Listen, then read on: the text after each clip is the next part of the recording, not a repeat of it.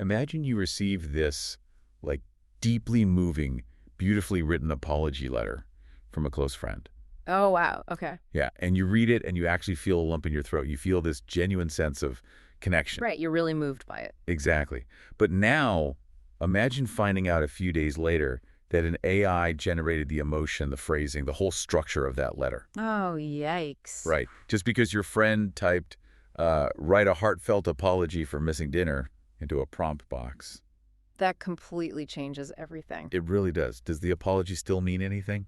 That creeping sense of fraudulence, that entirely hollow feeling you get when you realize the human wasn't really there at all? Yeah, that's rough. That is exactly the dilemma we are exploring today. Welcome to this deep dive. Glad to be here. We are framing this session around a highly relevant, honestly, incredibly everyday dilemma that you, the listener, are probably facing in your own life right now, which is, how do you use AI without completely losing your soul in the process? It really is the defining tension of our modern digital lives, isn't it? I mean, we are absolutely surrounded by tools that can do the heavy cognitive lifting for us. Yeah, they're everywhere. Right.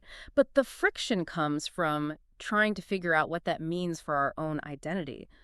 We are really struggling to understand our value as creators or workers or just thinkers when the machine can instantly produce what used to take us hours of hard labor. Definitely. And to navigate that friction, we have a truly fascinating, really singular source for today's journey. Yes, it's a great piece. It's an insightful essay written by D.L. Dantes. He publishes under the name The Resilient Philosopher, and the piece is titled When Assistance Replaces the Author. Which is such a striking title. It really is.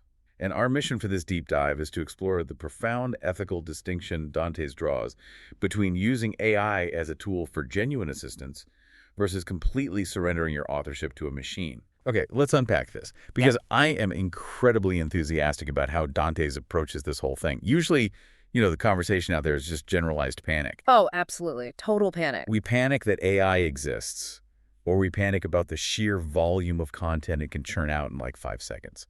Yeah, we tend to focus entirely on the output. We look at the sheer scale of what the machine can do, and we just panic about the technology itself. But Dantes makes a very compelling case that we are actually panicking over the wrong problem entirely. The wrong problem. Interesting. Yeah, the deeper ethical issue isn't whether the algorithm exists or, whether it can generate a coherent paragraph. The actual danger, the real debate we should be having as a society is whether the human being using that machine still remains present in the work. Wow. Okay, that distinction changes everything. Yeah, It means we are basically looking at the wrong end of the telescope here. precisely. If the real threat isn't just the software's capability, but rather how we choose to be present with it, then we really have to dissect what that danger actually looks like in our day-to-day lives. And Dantes grounds this entire argument in one foundational quote. It serves as the anchor for the whole essay. He writes, "Technology becomes dangerous when convenience begins to replace conscience." When convenience begins to replace conscience, man, that completely flips the script. It does, It right? takes the spotlight off the, intimidating artificial intelligence and puts it squarely back on the human sitting at the keyboard. Exactly. It demands that we look at our own motivations. Are we using a tool to build something better, or are we just tired and looking for an easy way out of the work? And that requires a level of self-honesty that is often quite uncomfortable for people. I mean, it is very easy to criticize automation in the abstract. Oh, for sure. Like a robotic arm taking over a car factory. Right, exactly. But it is much harder to look at your own workflow and admit that the ethical line isn't a simple binary of AI is good or AI is bad.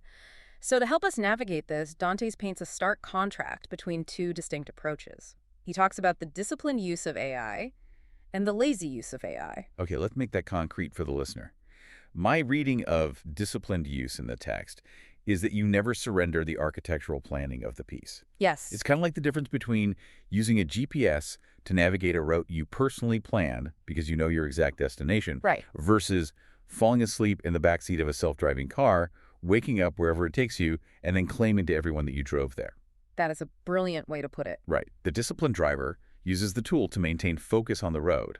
The lazy driver just completely abandons the act of driving altogether. That analogy perfectly captures Dantes' criteria. I mean, in disciplined use, The core elements of the work, the overarching ideas, the specific tone, the underlying intention, and, the final editorial judgment fundamentally belong to the human creators. So human is still the architect. Exactly.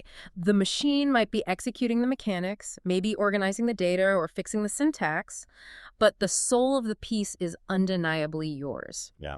Lazy use is the exact inverse. It's when you allow the machine to generate the substance. You let it invent the emotional pattern and dictate the voice. And the human being's only real contribution is clicking the approve button. Just clicking approve. Yeah. And what's fascinating here is how Dantes categorizes that lazy approach. He doesn't just call it automation, he calls it surrender disguised as efficiency. Surrender disguised as efficiency. Wow. That reframes the entire corporate mindset right now, doesn't it? Oh, completely. We tell ourselves we're just saving time. We tell our managers we are optimizing our workflow and hitting our KPIs faster. Right, we use all those buzzwords. But really, we are waving a white flag and letting the algorithm take the steering wheel. We are confusing the mere completion of a task with our actual participation in it. And that confusion leads to a major philosophical crisis. Because if we accept that merely clicking approve on a generated text isn't true authorship, it forces us to ask a very difficult question. Which is? What exactly is authorship in the age of AI? Right. For centuries, the physical act of producing words was inextricably linked to being a writer. The friction of translating a thought to paper was the proof of your authorship. But when a machine can produce 10,000 words in a single minute, the definition just has to evolve. Which means the value of a creator is no longer tied to the sheer mechanical output of sentences. Exactly. According to Dantes, authorship isn't about producing words anymore. It is about bearing responsibility for meaning, intention, and emotional truth. Yes. You are on the hook for what those words actually signify in the real world. The burden of generation has shifted to the burden of meaning. And this is where Dantes brings in one of the most compelling, honestly empathetic, and practical applications in the entire essay. Oh, I know where you're going with this. Yeah, he points out that this shift is actually a massive advantage for creators who do not work in a straight, linear fashion. We tend to assume that everyone thinks in perfectly structured, sequential paragraphs. Right, like an outline. A, C. But many people just think in fragments. They think in sudden bursts of insight or in rhythms or in these emotional intensities long before they can sit down and type out a polished structure. Let's ELI5 this for the listener. Right. Because Dante specifically mentions people with ADHD, or really anyone whose mind moves significantly faster than their hands can type. Yes, exactly. For those creators, the blank page isn't just an empty space. It's a massive cognitive bottleneck. Oh, it's paralyzing. Right. You have 12 brilliant thoughts happening simultaneously, but by the time you painstakingly type out the first sentence, the other 11 thoughts have completely evaporated. They're just gone. It is incredibly frustrating. But Dantes argues that in this specific scenario, AI can be an absolute ethical lifesaver. Because it acts as a cognitive scaffolding. Right. For a neurodivergent thinker or a fast thinker, the friction isn't coming up with the brilliant idea. The friction is the tedious, mechanical process of formatting that idea into a digestible medium. Right. When they use AI, they aren't asking the machine to invent the thought. They are feeding the machine their chaotic, fragmented brilliance and asking it to organize the subheadings, clean up the grammar, and preserve the continuity based on a template the human has already established. Okay, but I want to push back on this a little on behalf of everyone listening, because this is the exact microscopic point where the ethics get really blurry. Sure, lay it on me. Let's look at a concrete example. Say it's Thursday afternoon, you are exhausted, and you need to write a marketing proposal. We've all been there. Right. You dump a bunch of messy, disjointed bullet points into a prompt and ask the AI to make it sound professional. If the algorithm is restructuring my thoughts, smoothing out my transitions, and fixing my grammar, where exactly is the line? That's a fair question. At what point does it stop being my unique voice and start being the machine's generic output? That is the essential tension. Yeah. And it's exactly why Dantes established the criteria of disciplined use. The line is defined by editorial control and intention. Okay. The machine remains a tool, and you remain the author, only as long as you dictate the initial thought, you deliberately set the tone, you choose the overarching structure, and most importantly, you aggressively revise the output to ensure it still sounds human. So the trap is treating the first output as the final product. Exactly. You can't just let the AI organize your scattered thoughts, copy the result, and immediately hit send. To maintain authorship, you have to shift from being a generator to being a rigorous editor. You to step up. You still have to get your hands dirty in the revision process, Yeah. re-injecting your specific quirks and rhythms that the machine inevitably just smooths over. Exactly.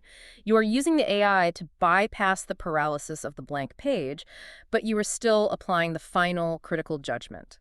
The machine is supporting your discipline, not serving as a substitute for it. Right.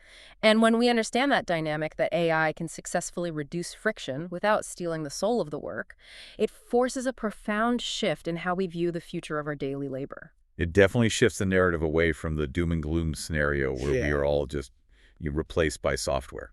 Moving from the philosophical theory to the reality of the workplace, Dantes argues that the future will not belong to those who fear automation, nor will it belong to those who completely surrender to it. So who does it belong to? The future belongs to those who learn how to direct automation without becoming dependent on it. Directing it but not depending on it. Let's talk about why that balance is so crucial, specifically through Dante's concept of the economy of attention, because this is something every single listener deals with daily. Oh, absolutely. Creative labor, or really any deep knowledge work, isn't just measured by output anymore. It isn't just about how many widgets you produce or how many emails you can churn through before lunch. The real currency is your attention. And human attention is an incredibly precious, finite, and easily depleted resource. Yes, it is. Every time you have to spend an hour formatting bullet points, fighting with margins, or doing repetitive mechanical cleanup, you are draining your cognitive reserves. You are burying your real, valuable contributions under totally avoidable friction. So if we use the tool ethically, using AI to handle the boring, mechanical scaffolding actually gives you the freedom to make the final product more human. Because you haven't exhausted yourself on the administrative busywork, you have the cognitive energy left to refine your judgment, to inject your actual personality, and to sharpen your underlying message. You basically bring a better version of yourself to the final stages of the project. If we connect this to the bigger picture, it leads directly to one of the most powerful conclusions in Dante's essay. He writes, AI should make the creator more present, not more absent. I love that quote. It's so true. If the integration of technology into your workflow results in you fading into the background, you are utilizing the tool incorrectly. It should be used to clear away the brush so that your unique perspective can stand taller and be seen more clearly. But there is a massive trap here. Oh. Yeah, think about it. If we're using AI to clear away the friction and do the mechanical heavy lifting, but we present the final polished product to the world as 100% our own unassisted, unvarnished genius. I see what you mean. We aren't just saving time anymore. We are taking credit for the machine's cognitive labor. And that tension forces us to talk about the necessity of boundaries and disclosure. Yes, and this is where Dantes introduces the concept of the thinning out of authorship. The thinning out. Right. Authorship isn't a binary switch. It operates on a gradient. The more a person relies on the machine to generate the core substance without genuine, deep involvement in the revision and meaning-making process, the thinner their claim to authorship becomes. You know, thinning out authorship is like tracing over a stunning photograph and calling yourself a master portrait artist. Oh, that's a good one. Sure, the lines are perfectly proportioned and the final image looks incredibly realistic. But the thousands of micro decisions, like how to mix the paint, where to place the shadow, the muscle memory of the brushstrokes, none of that belongs to you. Right, you didn't do any of that work. You bypass the struggle entirely, which means the final product lacks the density of real human effort. That is a perfect metaphor. When you bypass those micro decisions and present the traced image as your original painting, you cross the ethical line Dantes is warning us about. You are no longer engaging in disciplined assistance. You are presenting automation, posing as creativity. And Dantes points out a real hypocrisy in how we handle this culturally, doesn't he? Yeah. We are so quick to judge others while letting ourselves off the hook. We are incredibly prone to it. Dantes observes that many people are quick to point the finger when they spot automation in someone else's work. Oh, yeah. They'll receive an email and immediately criticize the sender, saying, oh, they clearly used AI to write this. How lazy and impersonal. Roll about it. Right. But simultaneously, those same critics will quietly use AI to draft their own performance reviews or summarize their own reading, and they justify it to themselves as just being efficient or saving time. We judge others by their output, but we judge ourselves by our intentions. That hypocrisy is exactly why Dantes argues that the ethics of disclosure are so paramount. Why does being honest about our use of these tools matter so deeply to the final product and, frankly, to the audience? Because disclosure is the mechanism that preserves trust. If you use AI to restructure your scattered thoughts or to summarize a massive body of your own original research, disclosing that process to your audience is vital. It's just common decency. Yeah, it signals to the reader or to your boss or to your client that while the outer format may have been shaped by an algorithm to save time, the core meaning and the emotional truth still genuinely belong to you. It's like serving a meal and saying, hey, I grew all these vegetables in my own garden. I developed the recipe myself, but I used a food processor to chop the carrots because I was short on time. Exactly. You are being transparent about the mechanical labor, which means the audience can fully trust the source of the nutrients. You aren't claiming you chopped every single carrot by hand, but you are taking full responsibility for the flavor of the dish. And taking full responsibility is the ultimate ethical standard for Dante's. The technology can assist the execution of the work, but it absolutely cannot be allowed to erase the creator. It can't replace the author. He states it plainly. If the use of the tool erases your presence from the final product, then efficiency has merely become a mask for abandonment. You haven't optimized your project, you have completely abandoned it to a machine. So what does this all mean? Hmm. Bringing all of this together, if we distill the standard that Dante sets for us throughout this essay, it comes down to a really empowering, albeit heavy, realization. The burden of meaning must remain human. Yes, it must. An algorithm can summarize data, it can structure a chaotic outline, it can spell check a manuscript, and it can format a spreadsheet. But it cannot mean anything. Right, it doesn't care. It has no lived experience, no conscience, and no stakes in the outcome. Only you can mean something. As we look toward the future of this technology and how it will integrate into every aspect of our lives, Dante's makes it clear that the landscape will not belong to the extremes. The future won't be shaped by the stubborn Luddites who reject every single new tool out of a misplaced sense of pride in doing things the hard way. But it also will not belong to the people who eagerly hand themselves over entirely to every new convenience that arrives, letting their own skills atrophy in the process. The future belongs to those who learn how to wield technology as a disciplined tool, without ever allowing that technology to define their voice, their conscience, or their ultimate authorship. Perfectly said. It's about maintaining a firm grip on the steering wheel. Even if you turn on cruise control for a long, tedious stretch of the highway, you still have to know exactly where the car is going, and you have to be responsible for getting it there safely. Exactly. So for you listening to this right now, the next time you open up an AI prompt, stare at that blinking cursor and start typing a request. Remember that you aren't just saving yourself 20 minutes of administrative typing. You are making a very real, active choice about your own identity. You really are. You are deciding in that exact microscopic moment whether you are willingly participating in your own replacement or whether you are using a powerful tool to reinforce your own presence and amplify your voice in the world. That is the daily, unavoidable choice we all have to make. And to help ground that choice in your own life, I want to leave you with one final provocative question to mull over. Let's hear it. It builds directly on Dante's concept of the burden of meaning, and it's something you can test yourself on right now. Think about this. If you had to prove to someone tomorrow that a piece of work you generated today contained your unique, irreplaceable emotional truth, and wasn't just a machine's highly sophisticated imitation of your tone, what specific, deeply human fingerprint would you point to? Man, that is the ultimate test. What is your fingerprint? Where is the evidence of your conscience in the work? Because if you look closely at what you are producing and you can't find that fingerprint, you might just be serving up takeout and trying to call it a home-cooked meal. Thank you so much for joining us on this deep dive into the ethics of authorship, assistance, and AI. Keep looking for that human fingerprint in everything you do, and keep asking the big questions. We'll see you next time.